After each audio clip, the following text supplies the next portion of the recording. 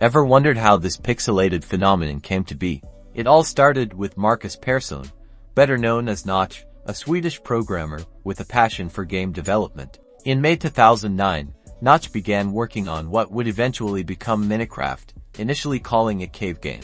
He was inspired by games like Dwarf Fortress and Infiniminer. The very first playable version, the Indev Phase, was released to the public on May 17, 2009. It was incredibly basic, focused on placing and breaking blocks. Shortly after, the Infdev Phase arrived. This introduced infinite world generation and some fundamental items, giving players more freedom to explore and build. As development continued, Minecraft entered its alpha phase in June 2010.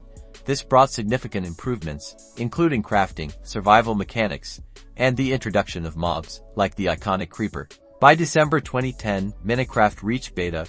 This version featured improved textures, new biomes, and a more refined user interface, solidifying the game's core experience. Finally, on November 18, 2011, Minecraft officially launched its 1.0 version at Minicon, marking the full release of this blocky masterpiece and the beginning of its global domination.